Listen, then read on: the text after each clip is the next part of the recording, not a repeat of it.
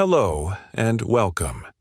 Tonight, we open the pages of Hardwiring Happiness by Rick Hanson, a journey into the quiet yet powerful truth that your brain is not fixed in stone. It is alive, dynamic, and always changing. Before we begin, here's a gentle reminder. If you find this summary helpful, don't forget to like this video, subscribe to Booksnap, and comment below the title of the book you'd like us to summarize next.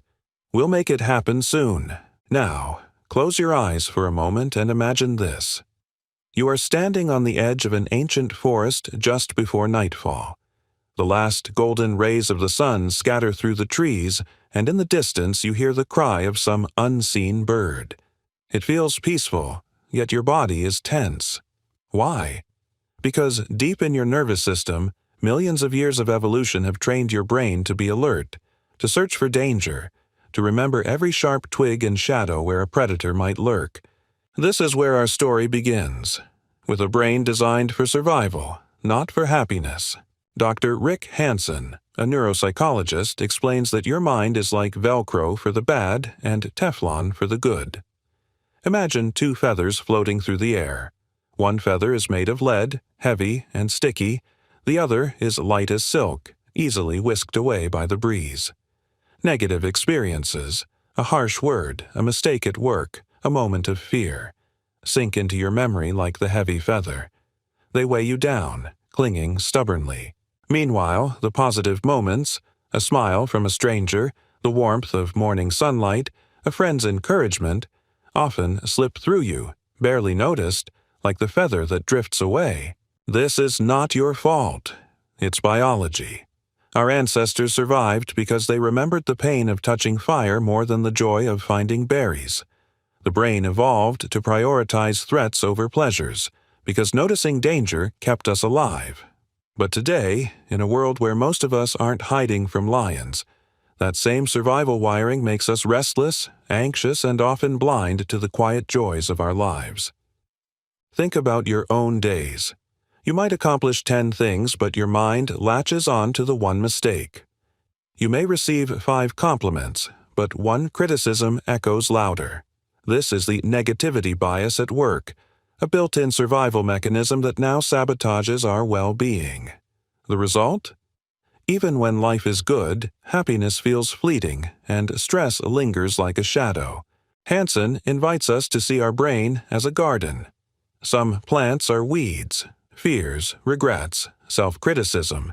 Others are flowers, gratitude, calm, love, confidence.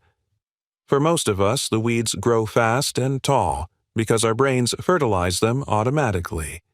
The flowers, however, are fragile. They need care, sunlight, and deliberate attention to take root. Here lies the central insight. You can change the very structure of your brain by choosing what you dwell on. Every time you pause to truly take in a positive moment, you are planting a seed, nourishing it, and helping it grow into lasting strength. This process is called hardwiring happiness. Picture yourself picking up a smooth stone beside a river. If you simply toss it aside, it disappears from view. But if you hold it in your palm, feel its cool weight, notice its colors and textures, the stone becomes part of your memory. Positive experiences are just like that stone. If you hold them in awareness, if you savor them for even a few seconds, your brain encodes them, building inner resources that you can carry forward.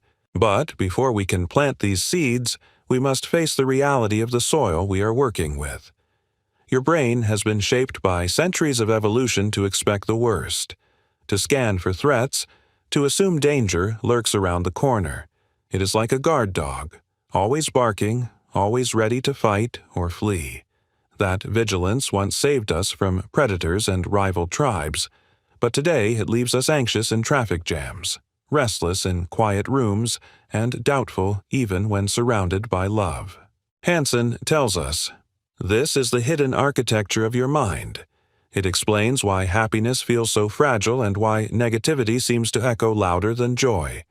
But he also tells us something else, something more important, that this architecture is not fixed.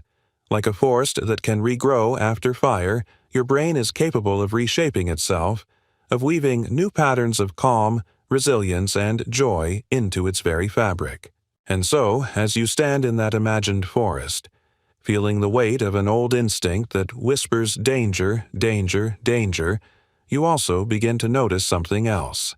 The way the light catches on the leaves, the way the cool air carries the scent of pine, the simple truth that in this moment you are safe. If you pause long enough, let it sink in. That safety becomes part of you. You are not just surviving. You are beginning to hardwire happiness. You linger in that forest clearing, still feeling the weight of your ancestors' vigilance. The hush between the trees reminds you of a truth we rarely admit. Your brain was not built for peace. It was built for survival. For hundreds of thousands of years, your forebears lived in a world where missing a single threat, the snap of a twig, the glint of eyes in the dark, could mean the end. To stay alive, they had to notice danger more than delight, pain more than pleasure. And so, through the long march of evolution, your nervous system became tilted, like a bowl with a crack that makes every drop of fear or pain stick, while joy and safety slide right out. Think about a single criticism you've received. One sentence from a teacher, a parent, or a boss. That sting lingers, doesn't it? It resurfaces at odd times, like an echo in a canyon. Now, compare it to the many small compliments you've received.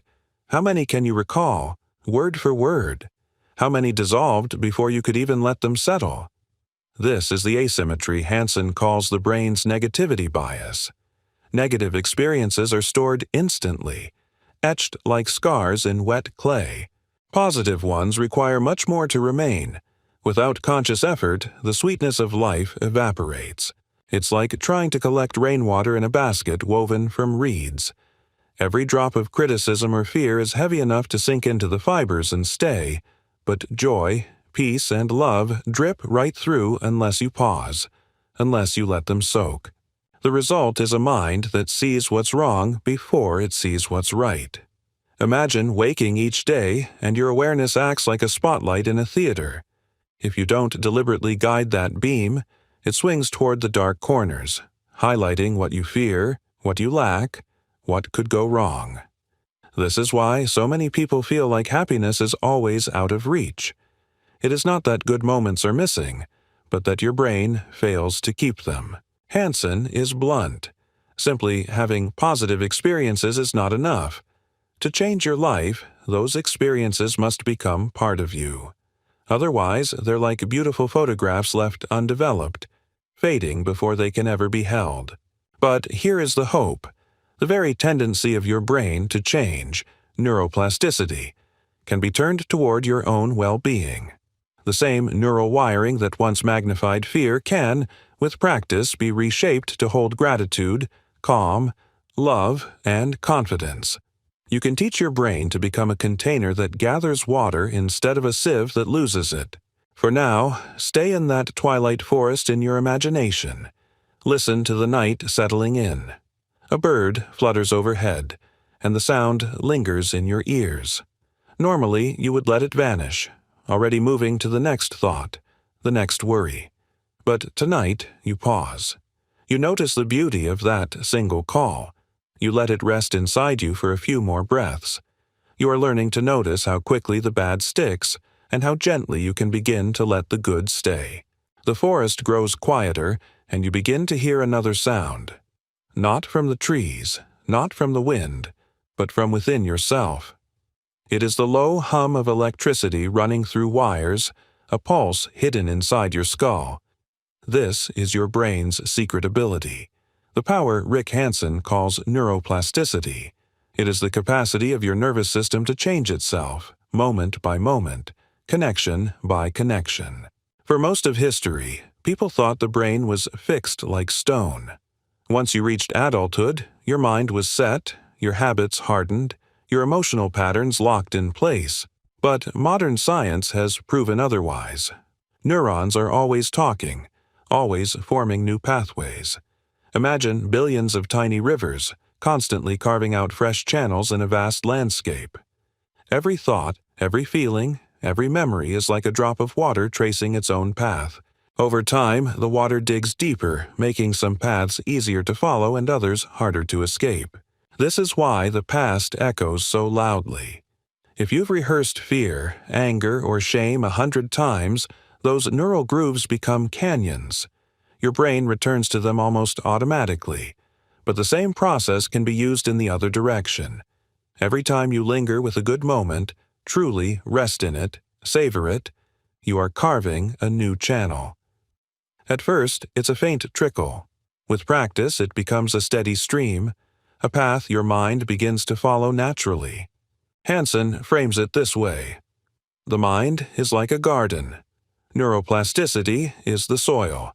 Whatever seeds you plant, weeds of worry or flowers of joy, will grow stronger the more attention you give them. If you don't consciously tend your garden, weeds take over. But when you nurture positive experiences, you are literally wiring happiness into your neural networks. Think about a time when someone offered you kindness. Maybe they held the door for you, or spoke your name with warmth. Did you pause? Did you let that kindness sink in? Or did you brush it aside, moving quickly to the next task? Most of us, without realizing it, ignore the very experiences that could change our brains for the better. Imagine holding a glowing ember in your hand. At first it is faint, almost fragile, and if you toss it away, the light goes out. But if you cradle it, breathe with it, give it a moment, it warms your skin and becomes a memory your brain keeps. That is the act of installing a positive experience. Not just noticing it, but letting it fuse into the fabric of your nervous system. Neuroplasticity is not magic. It is a slow accumulation. A child does not learn to walk in a day, nor does a mind become resilient overnight. But every pause to savor, every choice to rest in the good, every moment you truly let joy land, these are bricks laid one by one. Over time, they build walls of inner strength, a shelter against life's storms. As you walk deeper into the forest of your imagination, you can feel the shift. The shadows are still there, the old instincts still whisper, but they no longer command all your attention. You begin to notice the warmth of the air, the glow of the moon, the steadiness of your own breath. This is the science of rewiring in action. It is not about ignoring the bad. It is about teaching your brain that the good deserves to stay.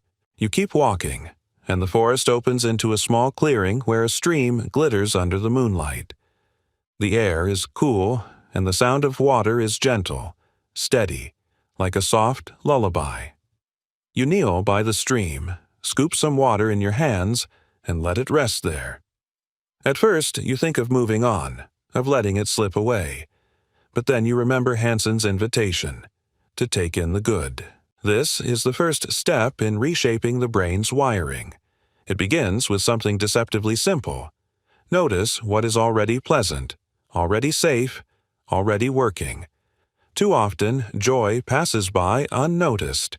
We hurry through a compliment, dismiss a success, overlook the beauty of a sky painted with fading light. The brain, caught in its survival reflex, doesn't treat these as important. But when you stop and hold the moment, when you let it fill your awareness, you signal to your brain, "This matters. Keep this." Think of it like taking a photograph, not with a camera but with your attention. Without pausing, the picture never develops. The image vanishes before it can be saved. But when you linger, just 20 seconds of breathing with a good feeling, the photograph burns into the film of your memory. Later, when life grows heavy, that memory glows quietly in the background, reminding you that joy is possible. Imagine now that you place the water back into the stream, but something is different. The coolness lingers in your palms, as if your skin has learned the feeling of refreshment. That is what happens in your brain. A fleeting positive experience becomes a lasting neural trace. Step by step, you are weaving happiness into the fabric of your mind. Hanson suggests you can practice this anywhere, anytime. When you sip a cup of tea, pause. Feel the warmth against your lips, the way the flavor spreads across your tongue. When someone smiles at you, Let that smile rest in your heart a little longer than usual. When you accomplish something, even something small, like finishing a task, notice the sense of completion, the quiet pride that comes with it. Each pause, each breath, each moment you take in the good is another seed planted in your inner garden. It may feel trivial. It may feel too easy. But the brain is a sculptor of repetition. Whatever you feed it, it will weave into the networks that define your outlook, your resilience, your baseline happiness. This is not about denying pain or pretending life is perfect. It is about balancing the scales, reclaiming the joy that evolution taught your brain to overlook. As you sit by the stream, you notice a small flower blooming from the cracks between two rocks. Its petals are fragile, yet radiant. You lean closer, allowing yourself to admire its color, its persistence, its life. You take a slow breath, savoring the beauty of this tiny gift. And as you do, something shifts inside you. A subtle sense of warmth, as though a single brick has been laid in the foundation of your inner strength. You rise from the stream and begin to walk along a narrow path that winds through the trees. Moonlight spills across the forest floor in broken ribbons, and the night is alive with hidden voices, crickets, owls, the rustle of small creatures in the underbrush. Each sound is small on its own, but together they create a kind of music. This is what Rick Hanson calls enriching experience, the second step in the practice of hardwiring happiness. To enrich an experience means to let it grow fuller, brighter, more meaningful. A simple good moment is like a spark, but when you give it attention, when you let your senses drink it in, it becomes a flame. Imagine holding a cup of warm tea in your hands. If you simply sip it and move on, the moment is gone in a heartbeat. But if you pause, feel the steam rise against your cheeks, notice the way the taste lingers on your tongue, allow yourself to appreciate the comfort in your chest. Suddenly, the experience has depth. It is no longer a passing flicker, it is nourishment. Hanson invites us to think of our daily lives as a series of small treasures scattered along the road. A kind word from a friend, the sound of laughter in another room, the relief when a task is finally done. Most of these treasures we step right past, our attention pulled back to old worries or future fears. But when we enrich them, by truly opening our senses, letting the moment expand inside us, the brain lays down stronger connections. The neural pathways of gratitude, calm, and contentment thicken, like trails that become easier to follow every time you walk them. Pause now in the forest. The little flower you admired is still glowing faintly in the moonlight. You kneel beside it again, but this time you don't just glance. You look closely at the delicate curve of each petal, the way dew glistens like tiny jewels. You notice how the air around it feels softer, how its scent lingers in the cool night. The moment swells with richness. It's not just a flower anymore. It's a lesson in resilience, a symbol of beauty in unlikely places. By enriching the experience, you've given your brain something deeper to hold on to. This practice can be woven into any part of life. When you eat, notice the flavors. When you rest, feel the weight of your body sink into the chair or bed. When you hear a kind word, let it echo longer than the harsh ones. These are not luxuries. They are acts of training. Each time you enrich a positive moment, you make it more likely that your brain will store it. And each time your brain stores a little more good, your baseline happiness rises. Not in bursts, but like water filling a well. As you continue walking, you realize the forest is not only shadow and danger. It is also alive with hidden richness, waiting to be noticed. A cool breeze against your skin, the rhythm of your steps in the quiet night, the sense of being part of something vast and ancient. All of these moments are flowers. All they need is your attention to bloom fully. Attention to bloom fully. Attention to bloom fully. The flower's glow fades into the night, but the warmth it left in your chest remains. You carry it with you as you walk deeper into the forest. This is the next step Hanson describes, Absorbing the feeling. If enriching an experience is like filling a cup with water, absorbing is the act of drinking it. Without that final sip, the moment stays outside of you. With it, the experience becomes part of who you are. Absorbing is not about clinging desperately to pleasure. It is about allowing goodness to sink into your body, cell by cell, until it becomes a resource you can draw from later. Imagine sunlight falling on a leaf. If the leaf merely reflects the light, nothing changes. But if it absorbs the light, photosynthesis begins. Energy is stored. Growth is possible. The same is true for you.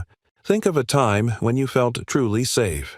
Perhaps resting in a warm room while rain pattered against the window. If you simply noted, "This is nice," and turned back to your phone or your worries, the moment passed like water off glass. But if you let yourself relax into it, breathed slowly, and gave it 10, 20, 30 seconds to fill your awareness, something else happened. Your muscles loosened. Your breath deepened. Your heart softened. That feeling of safety left a trace, a physical imprint in your nervous system. You absorbed it. Hanson reminds us that this act of absorption requires intention. The brain does not store positive experiences by default. It must be convinced they matter. You do that by heightening the experience, noticing the sights, sounds, feelings, even the meaning, and then staying with it long enough for the neurons to wire it in. Each time you do this, you are literally sculpting your brain. As you wander, you find a clearing where the moonlight spills down onto a pool of water. You kneel again and let your fingers trail across the surface. The cool ripples spread outward, and for a moment, you simply feel the water. You let the sensation sink into you. The longer you linger, the more the feeling stays, as though the pool itself is pouring a memory of peace into your bones. This is what it means to absorb, not just to notice beauty, but to let it become part of your inner landscape. At first, it may seem strange to pause this way. The modern world rewards speed, distraction, and constant movement. But imagine building a fire with damp wood. If you don't give it time, the flame sputters and dies. If you breathe with it, patiently, the warmth begins to spread, and soon the fire sustains itself. Absorbing positive experiences works the same way. You are giving your brain time to catch the good, to keep it, to let it become strength you can return to when life is hard. And as you stand again, the forest feels different. It hasn't changed, but you have. The shadows are still there, yet they no longer dominate the scene. The memory of warmth in your chest, the glow of the flower, the coolness of the water. These are now part of you. They are stored, not as passing moments, but as living strength. And that strength, built piece by piece, is how you begin to hardwire happiness. The forest thickens again, shadows stretching tall and silent around you. A memory stirs. A moment long ago when someone's words cut too deep, or when fear held you in its grip and left a mark that never seemed to fade. This is the weight of the bad. The sharp edges your brain has been trained to keep close, as if rehearsing pain could somehow keep you safe from it. Hanson calls this step linking the good and the painful. It is not about denying suffering, but about weaving it together with comfort, so that the harshness softens and the wound begins to mend. Imagine you are holding a heavy stone in one hand. It drags your arm down, straining your muscles. That stone is the memory of a time you were hurt, criticized, or abandoned. It is real. It is heavy. Now, in your other hand, you pick up that glowing flower from the stream. Fragile, yes, but full of warmth and color. The stone still weighs you down, but as you hold both at once, something shifts. The warmth from the flower begins to seep into your palm, and the heaviness in your other hand feels a little less unbearable. This is what linking does. When an old wound rises, the memory of failure, the echo of rejection, the voice that says you are not enough, you bring in a good experience to stand beside it. Perhaps you call up the memory of a friend's laughter, the steady beat of your own heart, the safety of the present moment. You let both exist together, pain and peace, shadow and light. Over time, the good soaks into the bad, changing its texture, softening its sharpness. The stone remains, but now it rests in a field of flowers. Your mind is not a prison. It is a canvas. Pain may have painted its dark shapes across your memory, but you can layer new colors over them, not to erase the past, but to transform it. Each time you link the good with the painful, you teach your brain a new story, that you are not only the sum of your wounds. You are also the strength that carried you through them, the love that surrounded you, the joy that still flickers in your heart. In the forest of your imagination, you come across an old tree scarred by lightning. Its bark is split, blackened, wounded, yet at the base of the scar, new shoots of green have sprouted, curling upward into the night. You stand before it, one hand on the rough burn, the other brushing the tender leaves, and in that moment, the tree shows you what Hanson means. Pain and healing can coexist. The past can remain, but it does not have to dominate the story. You realize that happiness is not about escaping suffering, nor pretending it doesn't exist. It is about placing the good beside the painful, again and again, until the balance shifts. And with each breath you take, with each moment of warmth you allow to soak in, your brain learns a new way of being, calmer, stronger, and more whole. The path carries you further, and now the forest thins into gentle hills dotted with lanterns. You notice small huts glowing softly in the distance. People move about quietly, carrying baskets, lighting fires, laughing as they gather together. It is nothing grand, no towering palace or battlefield, no triumph sung in legends. It is simply everyday life. And yet, in these ordinary rhythms, you sense something extraordinary. Hanson reminds us that joy is not only in the peak moments, not only in great victories or life-changing events. Happiness can be reclaimed from the simple, almost invisible blessings that touch us every day. The warmth of a cup in your hands, the softness of a blanket on your shoulders, the smile of a child who trusts you, the small victories of finishing a chore, of being kind when you could have been harsh, of remembering to breathe before you speak. These are the building blocks of inner strength. When you pause to notice them, and when you enrich them with your attention, they become more than passing pleasures. They become resources inside you, wells of calm, confidence, and contentment. And those resources are exactly what you need when life turns difficult. They are your inner provisions for the long journey. In the clearing, you join the villagers. They are baking bread over open flames, passing around bowls of steaming rice, pouring cups of warm tea.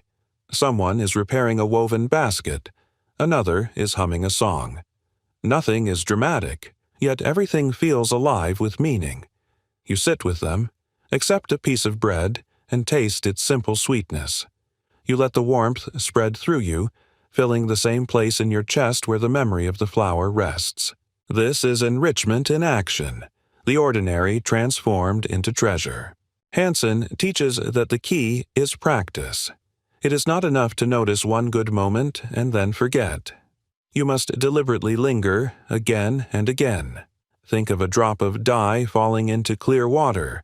One drop disappears, but drop after drop, the water changes color. Slowly, the whole glass is transformed. In the same way, every small act of savoring enriches the mind, reshaping it into something stronger, kinder, more resilient. You watch the villagers laugh around the fire. You feel the warmth on your skin, the glow of the flames dancing in the night air, the comfort of voices blending in harmony. This is the raw material of happiness, and it was always here, waiting for you to notice. By reclaiming the power of everyday life, you begin to understand. You don't need extraordinary events to feel joy. You only need to let the ordinary moments matter long enough to take root in your heart. The night deepens, and the villagers' fires fade into embers. You step away from the circle and feel the earth firm beneath your feet, the steady ground supporting you. Hanson tells us this is what happens when you practice taking in and enriching good experiences day by day. You begin to build inner strengths that last. Not fleeting sparks, but a steady flame. This is resilience. Not the absence of pain, but the capacity to stand firm when pain comes. Think of resilience as the roots of a great tree. Storms may tear at its branches, winds may howl through its leaves, but the roots hold it upright. Without those roots, the tree is toppled by the first strong gust. Your brain is the same. Each moment you absorb a sense of safety or gratitude or accomplishment, you are deepening those roots. Over time, they anchor you so that life's inevitable storms do not sweep you away. Consider confidence.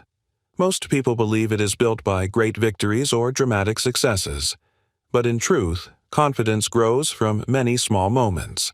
Finishing a project, speaking up when you were afraid, remembering a time you handled something well. When you absorb those moments, when you let them sink in, your brain begins to expect that you can handle what life gives you. This expectation becomes self-reinforcing. The next time a challenge comes, you don't crumble as easily. You have already practiced strength. Or take gratitude. Each time you pause to feel thankful for something, a meal, a friend's kindness, the air filling your lungs, your brain lays down a new memory trace. That trace is like a thread. One thread alone is fragile, but as you practice, the threads weave together, forming a net strong enough to hold you when the world grows heavy. In the forest, you pause at the base of a wide oak. Its trunk is thick, its roots spreading deep into the earth. You place your palm against the bark and feel the vibration of life moving through it. This tree has endured countless storms, yet it stands tall, unbroken. You realize that each enriched moment of happiness you absorb becomes another root within yourself. Slowly, quietly, you are growing unshakable. Resilience does not mean you never hurt. It means you can meet pain without being destroyed by it. It means carrying calm inside you even when the world outside is storming. It means trusting that you are bigger than the pain you feel, stronger than the fears that rise in you, more than the scars you carry. Hanson's message is simple but profound. Every moment of genuine well-being you take in, every breath of calm, every flash of joy, every memory of connection, becomes part of your foundation. And the stronger that foundation, the more you can stand tall, like the oak before you, unbent by the storms of life. The forest has carried you far, and now you stand at its edge. Before you rises the silhouette of an ancient palace, its broken columns glowing with the orange light of dawn. The night is fading. A quiet stillness fills the air, yet inside you something is different. The fear and shadows are still there, but they no longer control the path beneath your feet. You feel steadier, more grounded, as if the earth itself has taken root inside you. This is the final promise of Hanson's work, that happiness can become your trait, not just a passing state. Most of us chase joy like a butterfly, hoping to catch it, only to watch it slip away. But when you learn to take in the good, to enrich the experience and to absorb it, you are no longer chasing. You are planting. Each pause is a seed, and each seed becomes a root. Over time, you do not simply have moments of peace, you are peaceful. Imagine carrying a small flame inside your chest, one that cannot be blown out. Storms may rage around you, but the flame endures. You may feel fear, grief, or anger, but underneath there is a core of calm. Hanson calls this an unshakable core of well-being. It is not about ignoring pain or pretending life is perfect. It is about knowing that you can meet life as it is, and still rest in a deep sense of safety, love, and contentment. In your inner journey, you step closer to the ruins. The sun rises higher, casting golden light across the broken walls. Once this palace was whole. Now it is weathered, cracked, incomplete, and yet, as the light pours over it, you see that even in ruin there is beauty. The stones glow. The air is alive with possibility. You realize that your own mind is the same. You may carry scars. You may have walked through storms. But within you, the light of well-being can shine on everything, not to erase the past, but to transform it. You sit on a fallen pillar, the warmth of the sun filling your body. You let the moment linger. You absorb it, drink it in like water after a long journey. You feel the warmth seep into your bones, into your breath, into your heart, and you understand. This is how happiness becomes who you are, not as something you chase, but as something you carry, everywhere, always. And so the story of hardwiring happiness is not a tale of escaping life.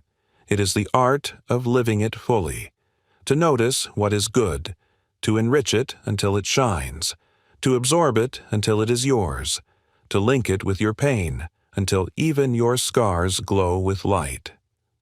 This is not a trick. It is a practice, a way of reshaping the very pathways of your mind so that happiness is not a fleeting guest but a permanent home within you. As the sun rises over the ancient ruins, you feel the forest behind you, the village fire at your back, the flowers glow still warm in your palm. You walk forward, carrying the light inside you. The world will bring its storms, its shadows, its struggles. But now you know a secret. You are no longer only surviving. You are growing roots of resilience, threads of gratitude, walls of calm. You are hardwiring happiness. One breath, one moment, one memory at a time. At a time. At a time.